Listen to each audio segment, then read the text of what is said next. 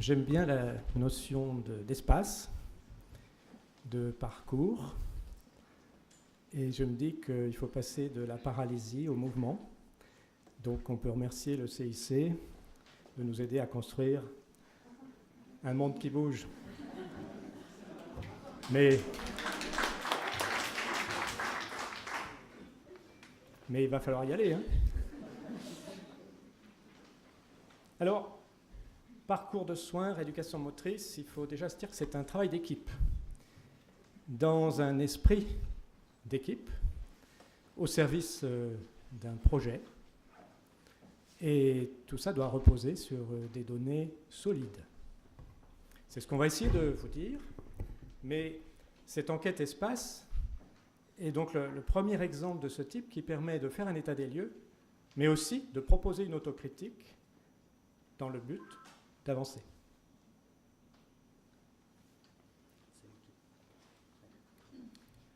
Donc, 3 dimensions déterminantes ont été identifiées par l'enquête pour rendre compte de la satisfaction. Quels sont les facteurs déterminants qui font que les sujets et les familles de sujets paralysés cérébraux sont satisfaits de la rééducation?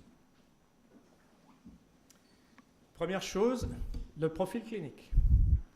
On le pressent dans ce qui a été dit tout à l'heure, plus c'est grave, plus ça va être difficile pour la personne et aussi pour les personnes qui l'accompagnent. Les ados sont plus critiques. Ils sont intermédiaires entre les jeunes et les adultes et ils attendent beaucoup, alors même qu'on leur demande ou qu'on les enjoint de trouver les moyens de gagner de l'autonomie.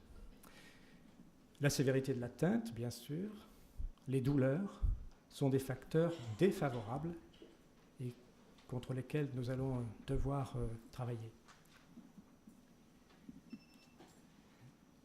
On vous en a parlé à l'instant, Audrey et Julien en parlaient, le contenu des séances, ce qui est proposé dans le temps de la séance. La prise en charge de la douleur semble effectivement un élément fondamental pour répondre à la satisfaction. Ne pas avoir mal, soulager la douleur, c'est un enjeu.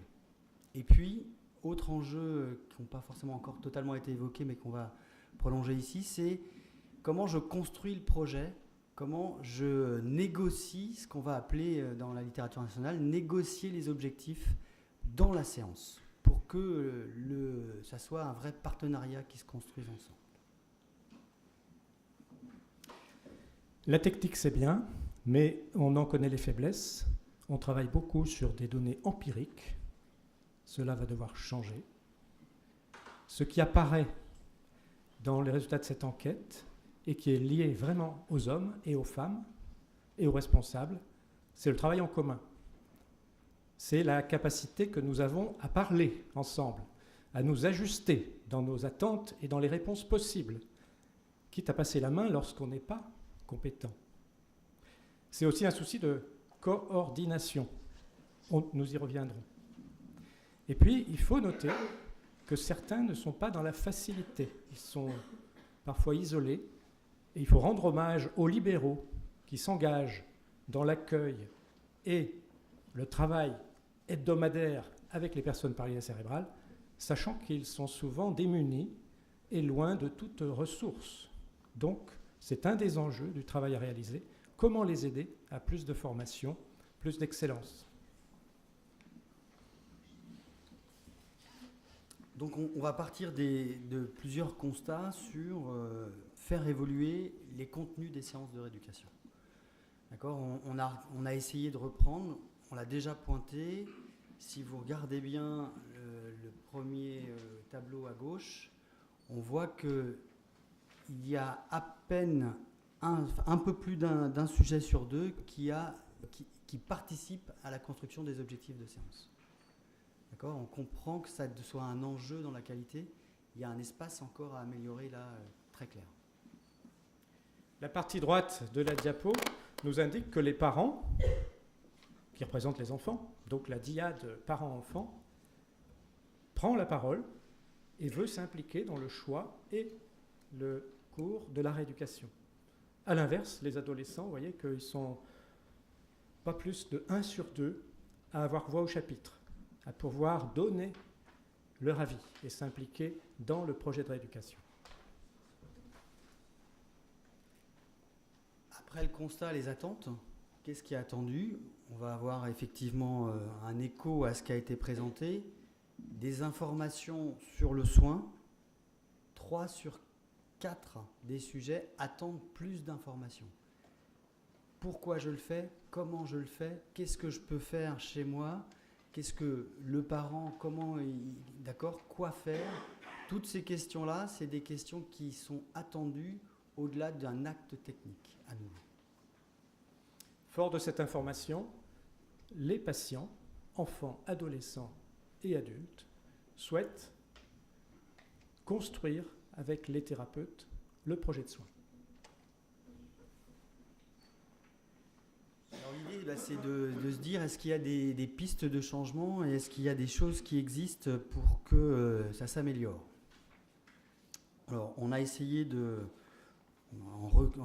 voir ce qui existait et voir effectivement comment ça pouvait faire évoluer les contenus des séances. Il y a une bonne nouvelle, c'est qu'effectivement la formation, par exemple, initiale des kinésithérapeutes change et est un moyen, un levier pour faire évoluer ça. Autre élément fondamental qu'on voit émerger, c'est cette question de la relation et des interventions où la relation, la rencontre, mettre en lien les acteurs est un enjeu à valoriser pour les professionnels. Ce que propose par exemple cette nouvelle réforme. Il y a d'autres enjeux encore. Il faut dépoussiérer le dinosaure. Il ne faut pas tout changer, ce n'est pas la révolution que nous devons commander. Mais nous avons l'obligation d'appliquer des principes qui s'appuient sur l'evidence-based medicine. Cela existe en matière d'appareillage. Il y a des techniques de rééducation qui font leurs preuves aujourd'hui. Nous devons les adopter. Nous devons les enseigner très tôt, dès la formation initiale. Il y a des expériences pilotes de rééducation séquentielle, de rééducation intensive. Nous pouvons utiliser la compétence des experts. Nous pouvons travailler sur la pair-émulation, quitte à demander aux professionnels spécialisés de jouer un rôle de coach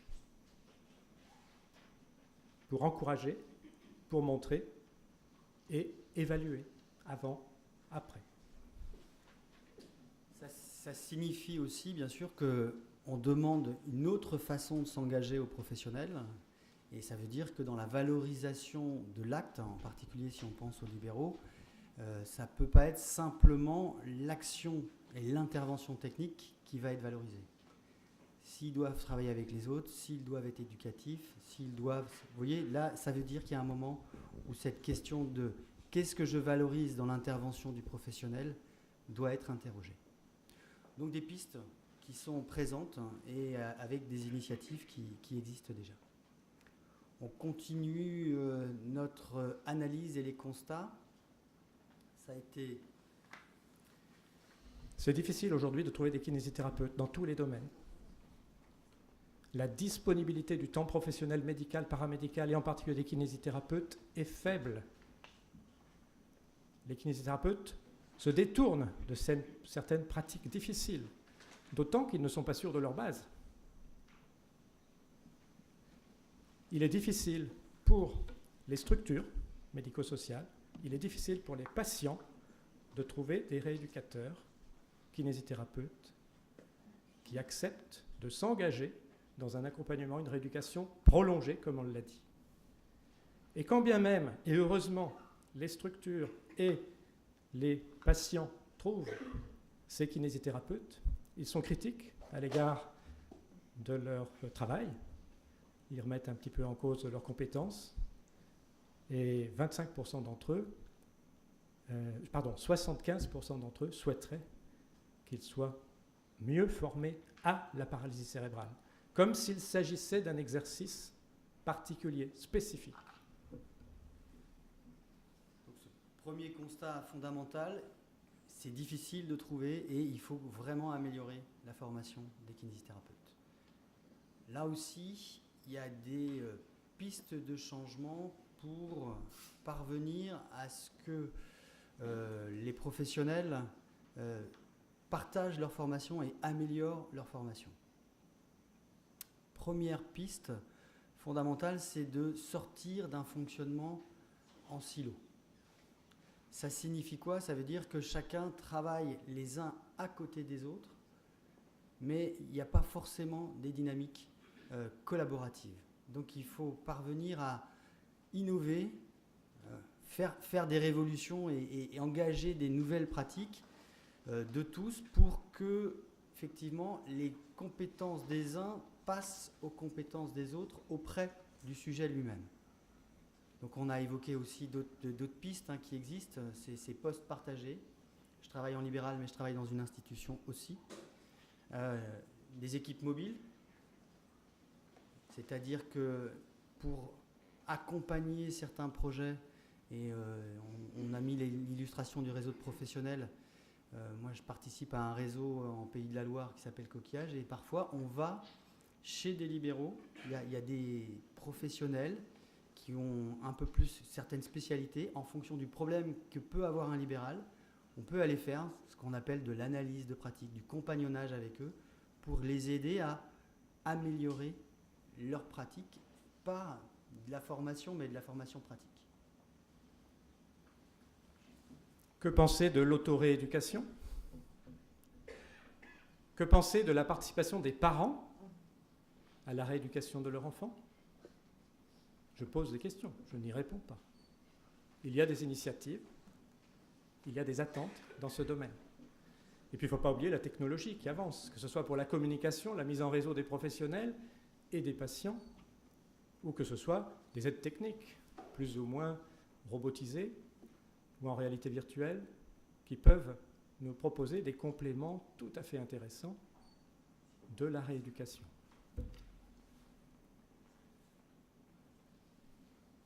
L'enjeu du contenu, l'enjeu de la formation, et puis on arrive à ce troisième facteur déterminant qui est cette idée d'une rééducation coordonnée.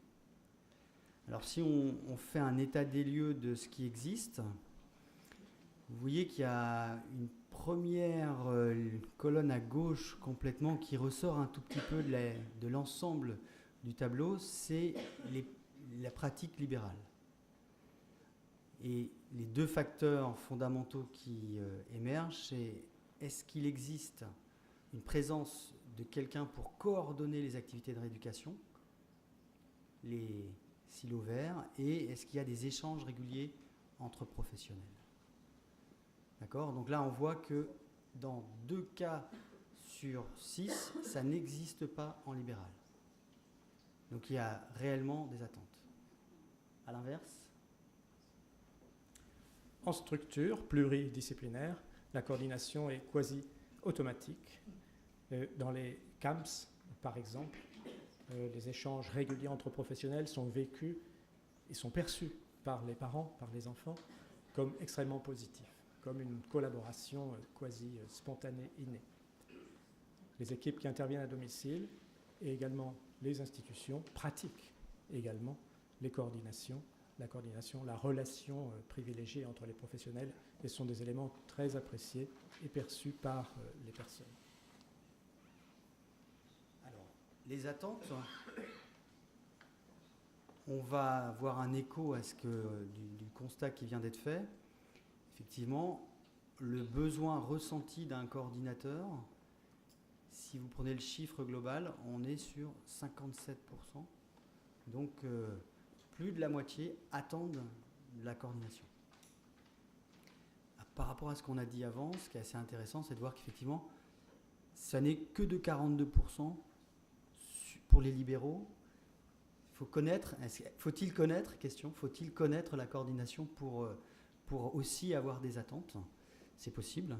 Et puis, il y a cette idée par contre, on voit bien que l'organisation de la communication entre soignants et rééducateurs, les échanges sont là aussi une attente forte.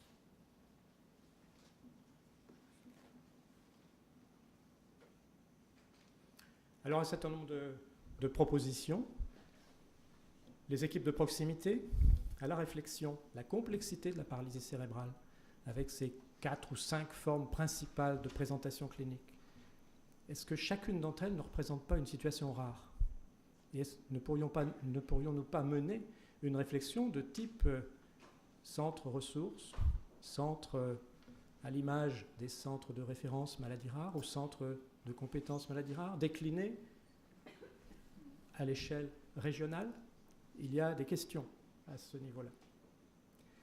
Définir des parcours de soins. Nous nous sommes déjà cassés les dents depuis une dizaine d'années avec la SOFMER pour tenter d'unifier un parcours de soins pour les personnes paralysées cérébrales. Mais c'est trop compliqué. Et probablement, il faut accepter la segmentation parce que les histoires sont très différentes et il faudrait peut-être repérer 4 ou 5 itinéraires particuliers sur lesquels nous pourrions nous appuyer. Comme nous l'avons dit, la prise en charge rééducative par les kinésithérapeutes, mais aussi les ergothérapeutes, les psychomotriciens, les orthophonistes et les professionnels qui les aident également. On parle de mouvement, donc on doit parler d'activité physique adaptée. On a vu que c'était une donnée plébiscitée. Eh bien, tout cela nécessite ou requiert une formation complémentaire, spécifique. Ne faudrait-il pas reconnaître cette excellence sous la forme d'une compétence spécifique de ces professionnels-là, à valoriser d'une manière ou d'une autre?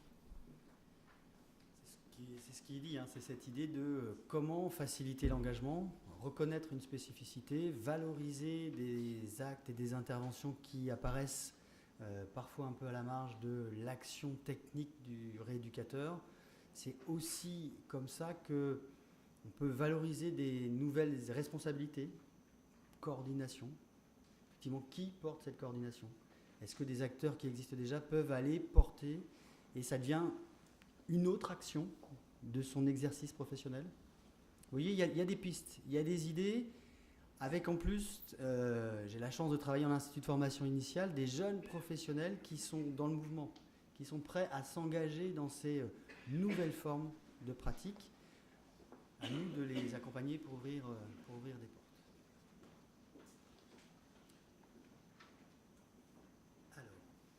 Moi, je souhaiterais intervenir. Donc, j'ai pas de micro, je vais parler fort. Moi, j'ai donc expérimenté les 2 techniques de rééducation dont vous avez parlé, dont plutôt de la kiné passive chez mon kiné actuel en libéral, donc étirement, etc., mais sans aucune douleur, et plutôt kiné active dans un centre de rééducation à Paris qui n'est pas spécialisé en IMC mais qui fait faire plusieurs activités, et là plus de la kiné active, on va dire. Et je voudrais témoigner sur un autre plan qui me semble très important, c'est que souvent les kinés libéraux prennent presque plusieurs patients à la fois, c'est-à-dire qu'ils commencent avec quelqu'un dans une pièce et puis ils sont un peu pressés, on sonne à la porte, ils enchaînent avec quelqu'un d'autre, et moi j'attends toujours d'être descendu de la table de kiné avant que mon kiné aille dans une autre pièce. Parce que je connais le cas d'une personne qui est tombée de la table de kiné à cause de ça, justement. Voilà. Merci de cette illustration. Je préfère que ce soit vous qui nous fassiez ce témoignage. Merci beaucoup, madame. Nous terminons sur la dernière diapositive pour tenter de se donner des objectifs au long d'un parcours qui n'est évidemment pas terminé. Des projets coordonnés, donc pluriprofessionnels, avec l'enfant, l'adolescent, l'adulte, les parents, lorsque c'est le cas, dès le début et tout au long du trajet. Des interventions, on a mis ré en tout petit éducative, en disant effectivement probablement que c'est cette idée qu'il y a des attentes fortes d'implication dans les objectifs, d'implication dans l'activité, de pouvoir être autonome et de savoir quand est-ce que j'ai besoin d'aide, quand est-ce que j'ai besoin de pouvoir faire seul. Donc c'est vraiment cette idée d'orienter des interventions plurielles avec plusieurs acteurs, éducatives et malgré tout singulières, propres à ce que chaque sujet, chaque famille attend de manière spécifique. Pas une approche globale, générale, systématique.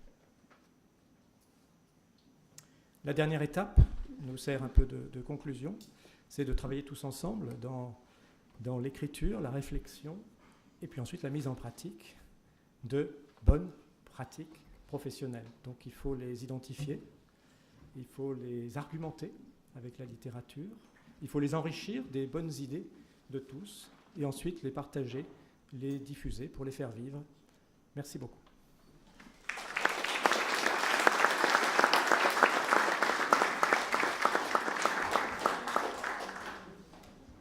Est-ce qu'il y a des questions? On va en prendre 2 questions parce qu'après il y a une table ronde, donc vous aurez l'opportunité de poser encore plein d'autres questions. Bonjour. Vous avez parlé du modèle à la française, 2 fois 30 minutes par semaine. D'où vient cette idée de prise en charge de 30 minutes pour les kinés, point barre. Alors, sachant que je suis concernée, je suis maman d'une enfant qui a maintenant 19 ans, IMC, le stade le plus atteint. Excusez-moi. La réponse des libéraux, c'est de dire qu'ils me font gracieusement don de 10 minutes parce que leur acte, initialement, est rémunéré à 20 minutes. Alors, je n'ose même pas penser ce que serait ma séance à 20 minutes entre le transfert, l'habillage et le déshabillage. Voilà. Donc, j'aimerais comprendre pourquoi c'est 20 minutes ou c'est 30 minutes. Moi, je suis kinésithérapeute, j'ai été praticien en libéral, donc je peux donner un éclairage. La réalité aujourd'hui du fonctionnement, elle est dictée aussi pour une part par la réalité de la prise en charge de la sécurité sociale, qui fait que malheureusement, l'intervention du kinésithérapeute, effectivement, c'est ce qu'on va appeler un AMK 11, ce qui veut dire qu'aujourd'hui, quand vous faites une intervention auprès d'un enfant ou d'un adulte, la séance, c'est 22 €. Voilà. Après, pour faire vivre un modèle économique en libéral indépendant, il faut trouver des ressources, il faut trouver des solutions, il faut être imaginatif, il faut être créatif. Il y a quelques professionnels, moi j'ai eu la chance de travailler en rapport avec des associations de parents qui faisaient que, par exemple, dans mes frais, je diminuais mes frais parce que j'avais une mise à disposition de locaux grâce à une initiative et à des engagements associatifs. Ce qui fait qu'effectivement, moi économiquement, je m'y retrouvais et je pouvais, de façon plus libre, ne pas avoir plusieurs patients en même temps, de façon plus libre, ne pas faire porter à l'autre les 10 minutes qui seraient le dépassement. La réalité, c'est aussi ça. C'est pour ça que dans tout ce qu'on a pointé sur les pistes d'amélioration, c'est de valoriser tout ce qui est au-delà de l'acte. D'accord ? Et de faire émerger de nouvelles responsabilités, puisque je pense qu'on a des jeunes professionnels qui arrivent, qui ont des ressources, et on peut leur confier des responsabilités. Mais c'est vrai que le modèle sécurité sociale fait que probablement il y a quelque chose du modèle à la française qui est lié au modèle de la sécurité sociale française, y compris sur l'idée de la prévention, la promotion de la santé. Elle peut valoriser par la sécurité sociale, on traite, mais on promeut peu la santé, on éduque peu, parce que c'est peu valorisé dans l'action. Mais il y a des ouvertures, il y a des changements.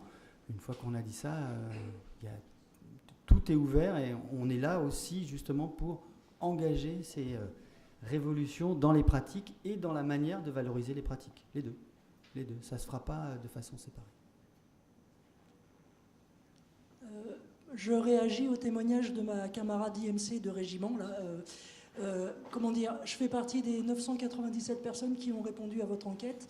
Et je vais vous livrer juste un petit témoignage. Il y a 18 ans, je suis arrivé sur ma commune. Ça faisait plus de 30 ans que j'étais IMC. Et j'ai pris mon annuaire de la commune avec les cabinets libéraux de kiné. Et ma question initiale, c'était est-ce que vous êtes seul avec le patient pendant la séance et vous restez auprès du patient, ou est-ce que vous, j'allais dire papillonnez, mais c'est pas gentil, est-ce que vous vous déplacez sur 2 voire 3 patients pendant la séance? Et en fonction de la réponse, je mettais une petite croix, non. Et j'ai fini par trouver un cabinet quand même où on m'a dit oui, nous c'est la séance auprès du patient.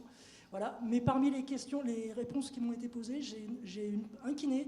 Je ne sais pas encore aujourd'hui quel était le sens éventuellement caché de sa question. C'était de savoir, il me disait mais qu'est-ce que vous avez comme pathologie? Alors je lui ai dit je suis IMC et il m'a dit garçon ou fille? Je ne sais pas encore pourquoi. Je ne sais pas. La part de mystère de la réponse. Oui, non, mais il savait très bien que je ne parlais pas de l'indice de masse corporelle, rassurez-vous. En tous les cas, il y a 18 ans, je n'en parlais pas particulièrement. Mais de fait, ça m'interroge. Et je voulais quand même dire à cette personne que, donc, à l'arrivée, je suis depuis 18 ans dans le même cabinet, qu'éventuellement, les kinésithérapeutes ont changé. C'est le plus souvent, ils ont entre 25 et 30 ans quand ils arrivent, ils sont souvent des sortants d'école. Donc, je ne me gêne pas, gentiment et avec le plus de pédagogie possible, de les initier, voire de les former. En général, ils sont plutôt d'accord. Hein. À la limite, celui avec lequel je vois que dès la première ou deuxième séance, ça n'a pas fonctionné, du genre que la spasticité pour lui, comme m'a dit un jour quelqu'un, il savait en théorie, mais en pratique, il ne savait pas trop. Donc, je lui ai dit que j'avais plus mal après la séance et même le lendemain qu'avant, donc on allait s'arrêter là. Voilà. Mais de fait, j'ai aujourd'hui une kiné, ça fait maintenant presque 10 ans que c'est ma kiné, elle a 32 ans, donc voilà. De fait, aujourd'hui, on est une vraie équipe. On est un vrai binôme. Elle s'intéresse autant à la douleur avec laquelle j'arrive que celle qui est éventuellement provoquée pendant la séance. Et comme moi, elle aimerait bien que la séance soit plus longue. Et même si j'ai beaucoup moins de difficultés que d'autres IMC qu'on a pu ou qu'on pourra évoquer, enfiler mes chaussettes et mes chaussures et même mon pantalon, c'est parfois compliqué. Donc elle me laisse les 5-7 minutes, voire 10 certains jours où c'est un peu plus compliqué pour voilà. Et elle gère après avec la suite. Et en général, la personne qui est derrière moi, elle est plutôt conciliante. Voilà. La séance est terminée. Merci madame. Juste pour dire que certaines universités organisent des diplômes universitaires destinés aux patients qui souhaiteraient acquérir la compétence d'expertise patient. Merci beaucoup.